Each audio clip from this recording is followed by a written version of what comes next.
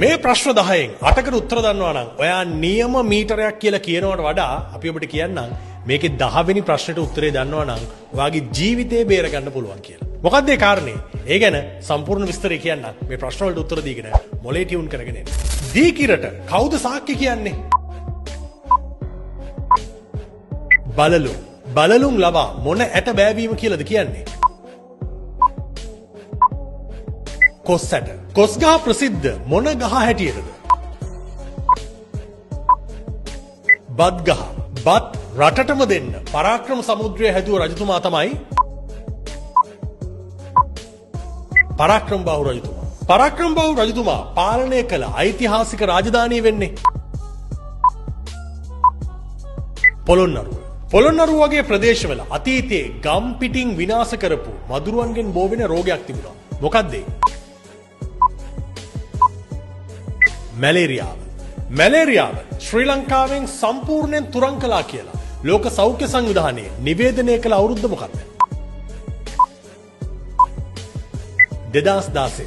2016න් පස්සේ අද වෙනකම් ලංකාවේ වේගයෙන්ම පැතිරෙන මදුරු රෝගය වෙන්නේ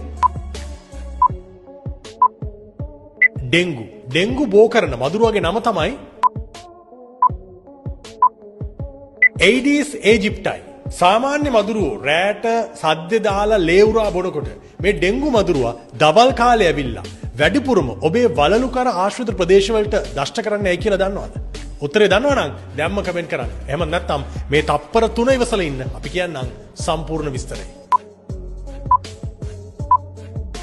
සාමාන්‍ය මදුරුවන් අපි රෑට නිදාගෙන ඉන්නකොට අපි ගාවට ඇවිල්ලා කෑ ගහලා ලේ බිව්වට මේ ඩෙන්ගු බෝ කරන ඒඩිස් ඒජිප්ටයි කියන්නේ දවල් කාලේ දඩේමේ යන බොහොම දක්ෂ මදුරුවෙක්, ඒ වගේම ඝාතකයෙක්. දවල් කාලේ අපි අවදියෙන් ඉන්න නිසා උන් වැඩිපුරම දෂ්ට කරන්නේ අපේ ඇඟේ පහළම කොටසට, විශේෂයෙන් වලලුකර ආශ්‍රිත ප්‍රදේශවලට කියලායි කියන්නේ. හැබැයි මේක මදුරුව අපිට නොපිනේ ඉන්න හිතාමතා කරන උපක්‍රමයක් නෙමෙයි. විද්‍යාත්මක පරීක්ෂණ වලට අනුව මේ මදුරුවන් අපේ යටිපතුල් වලින් නිකුත් වන ගන්ධයට සහ සමේ ඉන්න විශේෂ බැක්ටීරියා වලට දැඩිව ආකර්ෂණය වෙනවා. ඒ වගේම ඔවුන් ගොඩක් වෙලාවට පියාඹන්නේ බිමට ආසන්නව. අනික ඔබට හිතනවා ඇති මේ මදුරුව දෂ්ට කරනකොට කිසිම ශබ්දයක් නැහැ කියලා. ඔවුන් හරිම නිහඬයි කියලා. හැබැයි ඇත්ත ඒක නෙමෙයි. ඔවුන්ගේ පියාපත් වලිනුත් ශබ්දයක් එනවා. නමුත් ඔවුන් අපේ කනට ගොඩක් දුරින්, ඒ කියන්නේ අපේ කකුල් හරියේ ඉන්න නිසා අපිට ඒ ශබ්දය හරියට ඇහෙන්නේ නැහැ කියලායි කියන්නේ. ඒ විතරක් නෙමෙයි, ඔවුන්ගේ කේටේ තියෙන විශේෂ රසායනික ද්‍රව්‍යයක් නිසා දෂ්ට කරන මොහොතේ